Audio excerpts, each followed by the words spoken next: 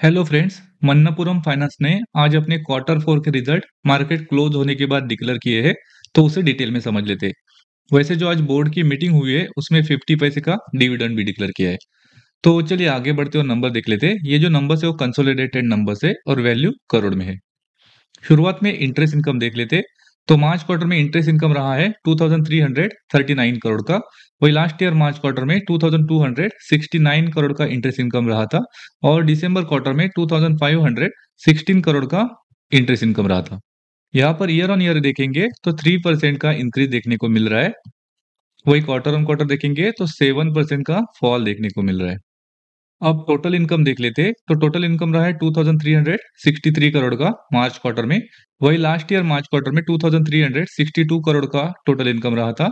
और दिसंबर क्वार्टर में 2563 करोड़ के आसपास टोटल इनकम रहा था। यहाँ पर अगर ईयर ऑन ईयर बेसिस देखेंगे तो फ्लैट टोटल इनकम देखने को मिल रहा है। वही क्वार्टर ऑन क्वार्टर बेसिस पर 8% का फॉल देखने को मिल रहा है।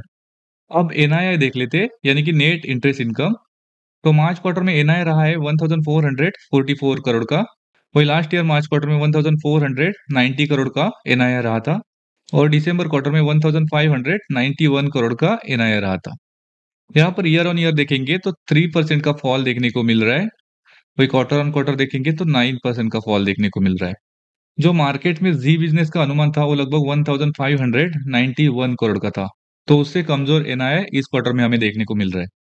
अब आगे बढ़ते और टोटल एक्सपेंसेस देख लेते। तो टोटल एक्सपेंसेस रहे मार्च क्वार्टर में 2599 करोड़ के। वही लास्ट ईयर मार्च क्वार्टर में 1617 करोड़ के आसपास टोटल एक्सपेंसेस रहे थे।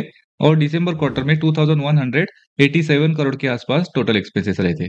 अगर इस क्वार्टर के एक्सपेंसेस देखेंगे तो बहुत हाई एक्सपेंसेस देखने को मिल रहा है, जहां पर टोटल इनकम से ज्यादा हमें टोटल एक्सपेंसेस देखने को मिल रहा है। यानी कि इस क्वार्टर में कंपनी लॉस में आ गई है। यहाँ पर जो मैं हाईलाइट करके दिखाता हूँ, इम्पेयरमेंट ऑफ फाइनेंशियल इंस्ट्रूमेंट्स है, वहां पे 919 करोड़ के एक्सपेंसेस इस क्वार्टर में देखने को मिल रहे हैं। और उसी की वजह से एक्सपेंसेस इस क्वार्टर में बहुत ज्यादा बढ़ते हुए देखने को मिले हैं। चलिए आगे बढ़ते और कंपनी का प्रॉफिट और लॉस देख लेते हैं। तो कंपनी ने इस क्वार्टर में 203 करोड़ का लॉस शो किया है। वही लास्ट ईयर मार्च क्वार्टर में 563 करोड़ का प्रॉफिट था। और दिसंबर क्वार्टर में 278 करोड़ का प्रॉफिट था। यहाँ पर ईयर ऑन ईयर बेसिस और quarter on quarter basis surprisingly बहुत बड़ा फॉल देखने को मिल रहा है। वैसे जो मार्केट में जी बिजनेस का अनुमान 210 करोड़ का प्रॉफिट का था, तो उससे कंपेयर में हमें यहाँ पर 203 करोड़ का लॉस देखने को मिल रहा है। यानी कि इस क्वार्टर में अगर रिजल्ट देखेंगे तो बहुत वीक रिजल्ट्स देखने को मिले हैं। अब आगे बढ़ते और ईपीएस देख लेते। तो ईपीएस रहा है मार्च क्वार्टर में -2 रुपीज 40 पैसे का। वही लास्ट ईयर मार्च क्वार्टर में 6 रुपीज 66 पैसे का रहा था। और दिसंबर में 3 रुपीज 29 पैसे का रहा था। यहाँ पर भी ईयर ऑन ईयर और क्वार्टर ऑन क्वार्टर बहुत बड़ा फॉल हमें ईपीएस यानी कि अर्निंग पर शेयर में देखने को मिल रहा है। यहाँ पर ओवरऑल नंबर देखेंगे तो बहुत खराब नंबर्स इस क्वार्टर में देखने को मिला है। जिस पर हमें देखा ईयर ऑन ईयर बेसिस पर इंटरेस्ट इनकम में स्लाइटली इंक्रीज देखने को मिला था। लेकिन एनआईआई और नेट प्रॉफिट में बहुत बड़ा फॉल देखने को मिला। उसी के अकॉर्डिंग अगर क्वार्टर ऑन क्वार्टर देखेंगे तो उसमें इंटरेस्ट इनकम, एनआईआई और नेट प्रॉफिट सब में रिजल्ट बहुत कमजोर इस क्वार्टर में देखने को मिले हैं। और उसके अलावा अगर लास्ट 3 महीने में स्टॉक का परफॉर्मेंस देखेंगे तो स्टॉक में ऑलरेडी 12% की तेजी देखने को मिली है। तो मंडे को इस स्टॉक में बहुत पैनिक हो सकता है। इस वीडियो में इतना ही। Thank you.